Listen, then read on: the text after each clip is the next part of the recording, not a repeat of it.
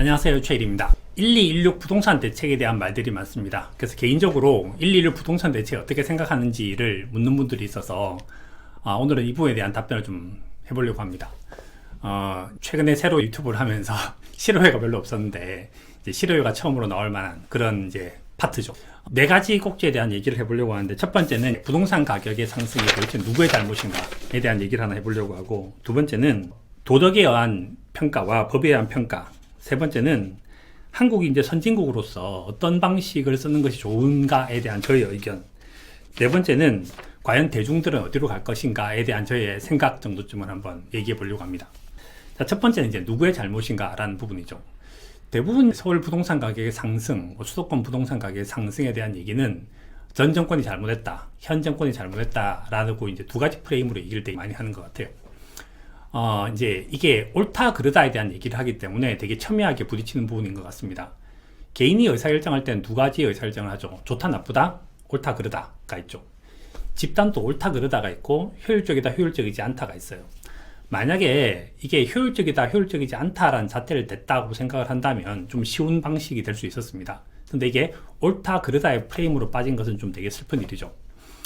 그래서 이제 현 정부가 잘못했냐, 전 정부가 잘못했냐, 전전 정부가 잘못했냐, 전전 정부가 잘못했냐, 이거는 좀 되게 그 슬픈 얘기입니다. 실제로 모든 대통령은 체스 경기를 얘기하자면 체스를 이어서 둘 뿐인 거죠. 그러니까 전 정부가 이제 완화적인 걸 썼으면 여기는 당연히 규제를 써야 되고, 그 다음 다시 완화를 쓰게 되고, 이렇게 이제 움직이게 됩니다. 근데 결정적으로는 도대체 누구의 잘못이냐라고 얘기를 하면, 금리가 낮기 때문에 부동산 가격이 오르기 시작을 했던 거죠. 미국 같은 경우는 2008년도에 금리를 떨어뜨리고 2010년, 2011년도에 부동산 가격의 상승이 이제 발생을 했습니다. 한국도 마찬가지고 아시아 전체가 마찬가지인데 2014년, 2015년도에 아시아 채권 가격이 상당히 강세였습니다. 그러한 다음에 아시아 전체 부동산 가격이 올랐죠. 잘 아시다시피 싱가포르도 올랐고 홍콩도 올랐고, 그 다음에 뭐 가까운 도쿄도 올랐고 상해도 올랐고, 그리고 서울도 올랐습니다. 그러니까 부동산 가격 상승이 발생한 것은 이 정부의 잘못만은 아니라는 거죠. 전 세계적인 현상일 뿐입니다. 유럽도 마찬가지고 미국도 마찬가지죠. 근데 이게 이 부동산 가격이 누구 때문에 올랐다 이렇게 프레임을 짓는 것은 좀 잘못된 부분들 같고, 저희도 이제 전 세계 글로벌 경제의 하나의 나라입니다. 그래서 저는 이 정부가 현재 전 세계적인 부동산 가격 상승이라고 하는 것들을 생각을 한다면 이 부분에 대해서 죄의식을 가져야 될 필요도 없고, 그걸 갖다가 다른 사람한테 넘겨야 될 필요도 없다, 이런 생각이 듭니다. 그래서 부동산 가격 상승이라고 하는 것은 첫 번째는 전 세계적인 현상이고, 금융시장에서 발생했던 풍부한 유동성 혹은 저금리가 부동산 가격을 상승시켰다라고 생각하시는 것이 오히려 맞는 것 같아요. 그래서 누구의 잘못도 아니다라는 거죠. 그러니까 오를만 하니까 올랐다라고 하는 것이 첫 번째 생각입니다. 두 번째는 이제 이걸 해결하는 방법에 대한 얘기인데, 해결 방법은 좀 사실 슬픕니다. 왜 슬픈가 하면, 기본적으로 뭐 15억 이상의 아파트들을 가지고 있는 사람들한테 죄의식을 심어줬고, 다주택자들을 잘못됐다라고만 얘기를 하기 때문이라는 거죠. 우리나라에 2천만 가구 정도쯤 있습니다. 무주택자가 840만으로 42%예요. 1주택자가 810만으로 40%입니다. 2주택자가 220만 명으로 11%고, 3주택 이상을 갖고 있는 사람들이 130만으로 5% 정도쯤 해당돼요. 그러면 대부분의 정책은 어디에 맞춰줘야 되는가 하면 82%에 맞춰집니다. 무주택자와 1주택자들을 위한 혜택은 도대체 뭐가 될 것인가 라는 거죠. 만약에 그런 정책을 썼었으면 공급과 관련된 정책들이 끊임없이 많이 나왔을 것 같아요. 그렇지 않으면 실수요자들이 집을 사기 위한 더 좋은 방식을 만들어 준다든지, 그렇지 않으면 20, 30대들한테 집을 살 수 있는 더 좋은 방법을 만들어 줘야 된다는 거죠. 근데 지금은 이 5% 정도쯤 되는 사람들, 그 중에 15억 이상인 사람들을 이제 매매를 때려서 되게 나쁘다라고 얘기를 하고 있는 것이 되게 슬픈 것들이에요. 그러니까 이 대책이 나오자마자 바로 헌법 소원이 나오는 것은 되게 슬픈 이야기입니다. 만약에 예를 들어서 그러면 이제 어떤 식으로 이 문제를 풀 수 있는가라고 하면, 저는 이제 금융에 대해서 아는 사람이니까 금융 사이드에서만 얘기하자면 이렇게 돼요. 네덜란드 같은 경우에 제가 되게 놀랐던 것이 LTV가 얼마 정도쯤 되는가 하면 100%가 넘습니다. 100%가 넘고, 미국 같은 경우도 LTV가 상당히 높죠. 근데 대신에 그러면 미국은 되게 돈을 쉽게 빌릴 수 있느냐? 그렇지는 않습니다. 그래서 미국은 철저하게 DTI에 포인트를 맞추는 거죠.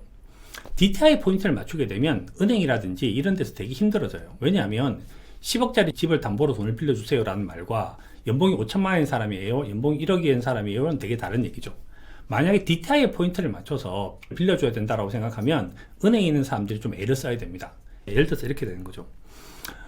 통상적으로 30살 정도 좀 되는 사람이 있다고 생각을 해보자고요. 그럼 예를 들어서 이 사람은 이제 경제 활동을 한 30년 가까이 하겠죠.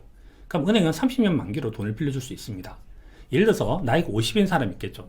30살인 사람은 예를 들어서 60살까지 산다고 생각하면 30년이 필요한 거고, 50인 사람 60이라고 생각하면 10년이겠죠. 그러면 나이가 많은 사람은 동일한 소득이라고 한다 하더라도 기본적으로 돈을 빌릴 수 있는 부분이 줄어들고, 나이가 젊은 사람들은 돈을 빌릴 수 있는 부분이 많아져요. 예를 들어서 영화 러브스토리에 보면 가난한 한 청년이 나옵니다. 근데 그 청년도 자기 돈 연봉 5천만 원, 그 다음에 와이프 돈 연봉 5천만 원 갖고 이제 굉장히 큰 10억짜리 집을 살 수 있죠. 이게 미국이 갖고 있는 금융 시스템이 선진국 시스템이어서 가능하다는 거예요. 거기도 철저하게 DTI에 기반을 한 돈을 빌려주는 것들 하죠. 만약에 우리나라에서 DTI에 기반해서 돈을 빌려준다고 생각을 한다면 돈이 많은 사람이 돈을 많이 벌 수 있는 것이 아니라 실제로 연봉에 기반을 하게 되고, 연봉이라고 하는 건 능력에서 출발을 하기 때문에 능력에서 출발한 대출이 만들어질 것 같아요. 그 다음에 젊은 사람이면 젊은 사람일수록 돈을 빌릴 수 있는 기간이 훨씬 더 길어지기 때문에 원리금 자체를 줄일 수 있습니다. 이런 이제 금융 관련된 기법들을 좀 쓴다고 생각하면 솔루션이 되게 쉬워질 텐데, 얼마 이상인 아파트, LTV만 적용을 시켜버리기 때문에 이제 그냥 두드려 패는 것들이죠. 그러니까 상대적으로 제일 비참해지는 건 20, 30대가 제일 비참해졌고, 60대, 70대가 제일 좋아지기 시작을 했는데 또 그 사람들도 두드려 패니까 이 사람 되게 슬픈 거죠. 그래서 저는 이렇게 하지 마라 라고 하는 게 아니라 이렇게 할 수 있어요 라고 만든 것을 보여줘야 되지 않을까라는 생각이 듭니다. 그래서 도덕에 의한 프레임이 아니라 법치에 대한 프레임이라는 것이 필요하다는 거죠. 법이라는 것은 만인에게 평등해야 되는데 누구한테는 이렇고 누구한테는 저렇고 라고 하는 것은 도덕이라고 하는 프레임입니다. 우리는 인치를 하는 것이 아니라 법치주의 국가에 살고 있어야 된다는 거죠. 그래서 솔루션이 좀 뭔가 좀 약간 더 창의적인 방법들을 써서 어떻게 하면 좀 공정한 프로세스를 만들어낼 수 있을까를 좀 생각해야 되는데, 너무 급하다 보니까 계속적으로 만들어져 있는 것들은 그런 공정한 프로세스는 아닌 것 같아요. 그래서 그게 좀 안타깝다는 생각이 들었습니다. 세 번째는 이제 한국도 좀 선진국인데 이제 이런 생각을 좀 해보게 돼요. 이건희 회장이 이제 삼성전자라는 것들을 하면서 프랑크푸르트 선언을 하게 됩니다. 근데 왜 하필이면 그것이 강남 선언도 아니고 서울 선언도 아니고 예를 들어서 뭐 수원 선언도 아니고 왜 하필이면 프랑크푸르트 선언일까요? 프랑크푸르트에 가서 이건희 회장이 보여주고 싶었던 것은 이게 선진국 수준이다 라고 얘기를 하고 싶었던 것 같아요. 한국은 인구 5천만에 1인당 국민소득이 3만 불이 넘어서는 선진국입니다. 선진국이면 선진국에 맞는 격이 필요한 거고 선진국에 맞는 프로세스가 필요하다는 거죠. 근데 지금은 그런 선진국에 맞는 프로세스는 아닌 것 같아요. 그래서 예를 들어서 아까 좀 전에 얘기했던 네덜란드 같은 경우는 LTV를 103을 102%로 떨어뜨리는데 1년이 걸렸습니다.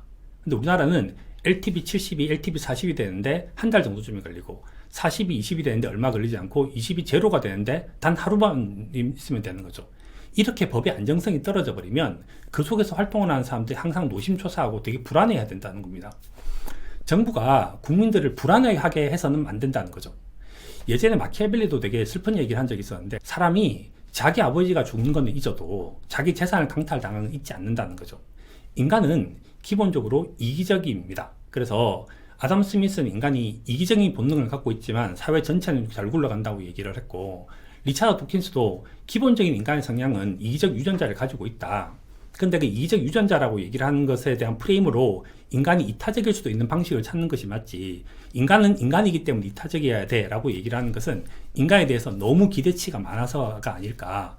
차라리 그것이 아니라 인간이라고 하는 것이 이런 특성을 갖고 있다고 생각하면 뭔가 방법이 넛지 같은 것처럼 툭 쳐서 사람들을 좋은 곳으로 이렇게 몰려고 하는 그런 것이 필요하지 않을까라는 생각이 듭니다. 근데 이제 20, 30대들은 그런 얘기를 해요. 이번 정책에 대해서 사다리를 걷어찼다. 사다리를 걷어찼다고 생각하는 것은 사람들은 위로 올라가고 싶은 욕망이 있습니다. 근데 최고의 수준에 올라가려고 하는 것을 이렇게 이제 징계를 해버리기 시작하면 그냥 우리는 요만요만하구나 라고 생각해서 사람들이 그냥 놔버린다는 거죠. 사람들이 갖고 있는 욕망을 부숴버리지는 않아야 된다라는 생각이 듭니다. 한국도 선진국입니다. 네 번째 이제 슬픈 얘기는, 그러면 이 1216 대책이 만들어지면 과연 사람들은 어디로 갈 것인가에 대한 얘기입니다. 첫 번째로 하고 싶은 얘기는 그런 거죠. 미국 사람들은 부동산에 대한 투자 비중보다 주식에 대한 투자 비중이 훨씬 더 큽니다. 근데 한국은 부동산에 대한 투자 비중이 훨씬 더 크죠. 제가 이제 관찰해 본 바에 따르면 미국의 부동산은 물가만큼 오릅니다. 근데 미국의 주가는 그보다 좀 더 많이 오르죠. 보통 이제 우리가 EPS 성장률이라고 얘기를 하는데, EPS 성장률은 ROE에 근사를 하게 돼요. 그런데 미국은 평균 ROE가 16.5% 정도 좀 되고 현재는 18.7%입니다. 그러니까 미국의 평균적인 기업을 제대로 된 밸류에이션이 샀다고 생각하면 기대 수익이 17%, 18% 가까이 나오는 거죠. 근데 미국의 물가 수준은 뭐 2%, 3%밖에 되지 않기 때문에 부동산을 사는 것보다는 미국의 주식을 사는 것이 훨씬 더 이롭습니다. 그러니까 사람들의 돈이 부동산 같은 데서 빠져서 주식으로 가는 거죠. 그리고 그것이 주가를 사상 최고치를 계속 만들어내고 있습니다. 근데 우리나라는 이제 그렇지 않죠. 우리나라는 기본적으로 주식의 평균적인 우리나라 주식회사들의 평균 ROE가 삼성전자 같은 회사를 다 포함해서 시가총액 가중 방식으로 한다 하더라도 평균이 9.9%입니다. 근데 현재는 6.1%죠. 그러면 미국의 주식에 투자하는 사람들은 18.7%를 기대하고 살 수 있지만 한국에 투자하는 사람은 6.1% 기대하고 사게 돼요. 그러면 한국 사람들은 낮은 기대 수익률이니까 돈들이 튀어서 도망을 가겠죠. 바깥으로 나갈 거라는 겁니다. 결국은 미국 주식을 사겠죠. 그럼 한국 기업들은 상대적으로 좀 힘들어질 수 있습니다. 마치 김광현이 능력이 되니까 미국 가는 거랑 또 마찬가지죠. 그럼 대신에 한국에 있는 자금들은 도대체 어디로 가고 있느냐? 부동산으로 옵니다. 왜 그런가 하면 우리나라의 부동산 가격은 평균적으로 M2 증가율, 돈이 풀리는 것만큼 오른 경향성을 지금까지 보여주고 있어요. 그런데 그 수익률이 얼마 정도쯤 되는가 하면 7% 가까이 됩니다. 만약에 레버리지를 쓸 수 있다고 생각하면 부동산의 기대 수익률은 우리나라가 14%쯤 될 것 같아요. 그런데 주식의 기대 수익률은 현재는 9.9에서 6.1로 떨어졌죠. 만약에 레버리지를 못 쓴다고 생각한다면 부동산의 기대 수익률은 7%가 될 거고 주식의 기대 수익률은 여전히 6.1입니다. 여전히 사람들한테는 이 돈이 어디로 가야 되냐라고 얘기를 하면 주식이 아직까지 너무 덜 매력적이죠. 뭔가 글로벌 금융시장에서 좋은 일이 생겨서 우리나라 기업들의 ROE가 올라간다면 돈들이 움직일 수 있겠지만 현재 스코어에서는 이 돈들이 여전히 갈 곳은 없다는 겁니다. 자, 그러면 사람들은 어떤 생각을 하게 되는가? 이런 생각을 하게 돼요. 정부가 오래 갈 거냐, 정권이 오래 갈 거냐 하는 생각을 하게 되죠. 부동산 투자를 하는 데 있어서 제일 중요한 거는 정부의 정책과 같이 호응을 해야 됩니다. 그런데 정부라고 얘기를 하는 것은 당연히 손잡고 같이 가야 될 얘기지만 정권은 그렇지 않을 수 있죠. 정권은 유한하지만 정부는 무한하기 때문입니다. 그럼 사람들은 다음 정부가 바뀔 때까지 그냥 손 놓고 기다릴 수 있는 그런 방법을 선택을 한다는 거죠. 그래서 이게 참 안타까운 그런 얘기고, 의외로 현재 대중들은 돈들을 갖다가 미국으로 내보내거나 그렇지 않으면 한국에서는 여전히 돈들이 대기를 하고 있지 정부가 원하는 방식으로 일어날 확률은 좀 낮아 보인다는 거죠. 이게 좀 되게 슬픈 얘기 같아요. 그래서 이번에 이제 116 부동산 대책을 보면서 드는 생각은 정말 안타까움 그 자체였습니다. 예를 들어서 정부가 이제 넛지를 쓴다라고 생각하면 이제 이렇게 할 수 있을 것 같아요. 예를 들어서 레이 달리오 영상에서도 얘기했지만 제일 중요한 건 트랜잭션이거든요. 그러니까 거래가 충분히 많게끔 해줘야 되는 거죠. 수요자도 많고 공급자도 많아진다면 가격은 저절로 안정된 가격을 찾아갑니다. 근데 공급이 부족하고 수요가 많은 상황이라고 생각하면 당연히 가격은 오를 수밖에 없는 거죠. 그러니까 공급 관련된 류의 정책과 수요 관련된 정책들이 밸런스 있게 나와준다면 사람들은 스스로가 합리적인 생각을 하겠지만 이렇게 한쪽은 막아놓고 한쪽만 풀어버린다라고 생각하면 문제가 많이 터질 것 같아요. 예를 들어서 거래를 좀 원활하게 해줄 수 있는 건 딱 하나가 터졌는데 10년 이상 장기 보유한 아파트에 대해서는 팔 때 양도세를 좀 줄여주겠다라는 얘기를 이제 하고 있습니다. 근데 보유세는 올렸죠. 실제 우리나라는 이번에 부동산으로 돈을 번 사람들이 참 슬프게도 강제 부자가 된 사람들이 되게 많아요. 제가 옛날에 그런 얘기를 한 적이 있는데 주식은 양도세를 내지 않아요. 부동산 양도세를 많이 내죠. 그러니까 부동산 저절로 장기 투자를 하게 된 경향성이 생기고 주식은 단기 매매를 할 경향성을 생겨요. 그래서 제가 이런 생각 한 적 있죠. 만약에 주식에 대해서도 양도세를 1년 내에 팔았을 때 주식에 대한 양도세를 엄청나게 물어버린다면 사람들은 주식 분석 정말 열심히 하지 않을까? 그리고 주식을 한번 산다고 생각하면 훨씬 더 장기 투자를 하지 않을까? 그럼 기업도 장기적인 자금이 가지 않을까? 그럼 기업들도 장기적인 계획을 세우게 되지 않을까? 그러면 거기에 있는 이제 임직원들도 이제 훨씬 더 장기적인 플랜을 보게 되지 않을까? 그런데 이쪽은 이제 양도세를 없애버리기 때문에 사고 팔고 원활하다는 거죠. 만약에 부동산에 대해서도 양도세를 극단적인 얘기지만 없애버린다고 생각한다면 사람들이 과연 지금까지 저 가격을 끝까지 버텨서 저렇게 강제 부자가 됐을까요? 아마도 중간중간쯤에 굉장히 많은 유혹들이 있었을 겁니다. 근데 그 유혹들을 막아낼 가장 좋은 방법은 거래를 못하게 해버린 이유들이 있는 거죠.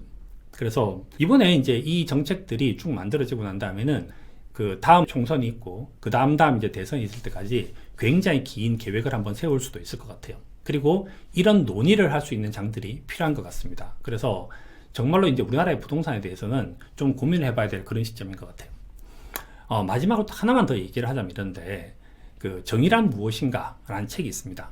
마이클 샌델이 되게 놀랐던 건 그건데, 정의란 무엇인가 라는 것이 영미권에서는 10만 부가 팔렸습니다. 한국 몇만 부가 팔렸을까요? 한국은 놀랍게도 200만 부가 팔렸습니다. 대한민국이 현재 갖고 있는 정의에 대한 잣대는 되게 높습니다. 그래서 현재는 어떻게 기회를 균등하게 할 것인가, 특히 기회의 균등이라고 하는 것이 이제 그 교육과 관련된 부분들, 특히 부동산에 관련된 부분에서 기회를 균등하게 할 수 있는 그런 방식들이 필요한 것 같아요. 그래서 자사고를 없애고 외고를 없애는 것이 과연 방법일까?